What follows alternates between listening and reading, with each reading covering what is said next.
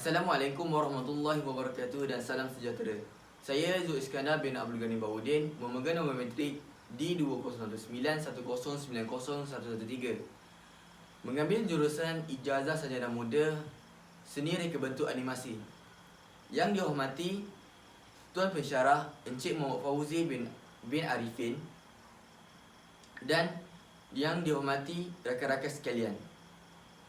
Pada hari ini, saya ingin membincangkan topik yang telah saya pilih, iaitu penguasaan bahasa asing dalam kalangan pelajar. Apa yang boleh dikaitkan dengan penguasaan bahasa asing? Mari kita lihat dari sudut bahasa. Bahasa ialah satu sistem simbol yang mempunyai makna bahasa yang digunakan untuk menyampaikan konsep, membuatkan pernyataan dan bertindak sebagai alat komunikasi antara penutur dan pendengar. Bahasa pertuturan biasanya bersifat sementara dan kekal lama. Dalam sesebuah organisasi, proses komunikasi merupakan asas pembinaan segala aktiviti. Tanpa komunikasi, sesebuah organisasi itu tidak akan wujud. Pengurusan organisasi yang boleh berkomunikasi dengan berkesan merupakan teras kepada kejayaan tersebut. Kepentingan komunikasi dalam organisasi adalah sesuatu yang tidak dapat dinafikan. Tanpanya, tidak mungkin seseorang yang berinteraksi, yang dapat bertukar fikiran dan menikmati perkembangan teknologi yang seiring berubah. Oleh itu, terdapat beberapa kepentingan menguasai bahasa asing dan faktor kelemahan menguasai bahasa asing dalam kalangan pelajar. Yang pertama adalah kemahiran menguasai bahasa asing dapat memudahkan perhubungan atau komunikasi dengan orang yang berlainan bangsa. Bayangkan jika tiada perterjemahan bahasa di konfederasi yang melibatkan pelbagai negara di dunia ini, maka kemahiran menguasai bahasa asing ini penting bagi menjadi jambatan kepada persefahaman yang ingin dilaksanakan. Bahkan dengan menguasai bahasa asing, kita dapat berinteraksi dengan pelancong yang mengunjungi negara kita. Hal ini akan memberikan kesan kepada mereka kerana mereka akan merasakan mudah untuk bertanya dan memahami penjelasan kita tentang budaya maupun sejarah tempatan yang mereka lawati sepanjang percutian mereka.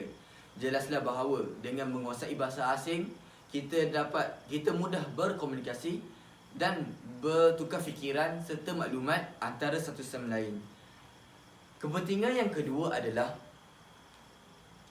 menambah ilmu pengetahuan. Menambah ilmu pengetahuan yang terdapat di dunia ini secara umumnya ditulis dengan pelbagai bahasa, khususnya bahasa Inggeris yang menjadi bahasa utama dunia. Sebagai contoh, meningkatkan pengetahuan dalam bidang agama Islam.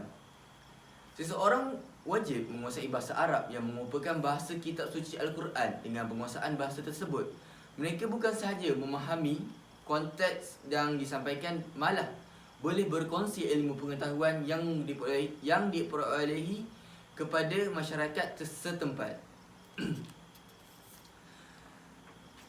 Dengan bersama-sama, mereka menikmati manfaat daripadanya. Janganlah kita bersikap seperti katak di bawah tempurung, yang bermaksud orang yang tidak mahu menerima pembaharuan maupun perubahan melalui ilmu yang baharu. Seterusnya, faktor kelemahan pelajar untuk mempelajari penguasaan bahasa asing adalah kurangnya bertutur mereka dalam bahasa asing. Setengah daripada mereka menganggap apabila bertutur dalam bahasa itu, mereka akan diejek dan dipalaukan. Ini adalah masalah pelajar Melayu. Takut kepada ejekan rakan-rakan sehingga membawa keburukan kepada diri sendiri. Hakikatnya, pelajar yang berbangsa lain lebih maju dan pakar dalam bahasa yang mereka pelajari. Ini kerana mereka berani mencuba dan tidak takut kepada ejekan-ejekan yang boleh melemahkan diri mereka, serta ini adalah berpunca sikap pelajar itu sendiri sentiasa merendahkan diri dan tidak yakin apabila mencuba sesuatu yang baharu tanpa mencubanya dahulu. Oleh sebab itu, mereka yang tidak menunjukkan diri dalam aktiviti yang berunsurkan bahasa asing ini akan berasa dipinggirkan. Oleh sebab itu, sebagai kesimpulannya, apa yang dapat disimpulkan adalah Malaysia amat memerlukan modal insan yang mempunyai berdaya saing yang mencapai taraf negara yang maju. Hal ini kerana penguasaan bahasa asing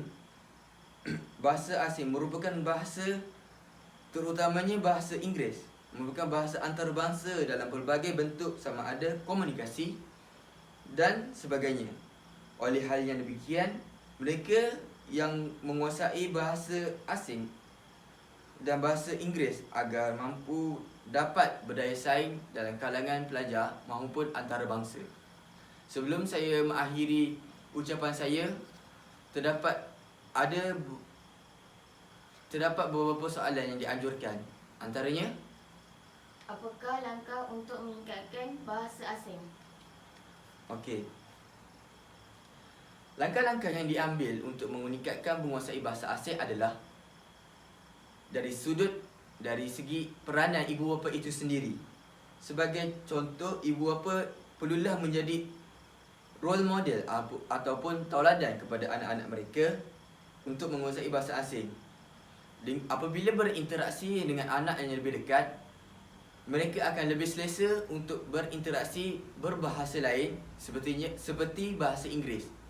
Untuk menguasai itu, ibu bapa perlu memberi dorongan kepada anak-anak mereka. Sebelum saya mengakhiri ucapan saya, mengundurkan diri, izinkan saya memberi serangkap pantun.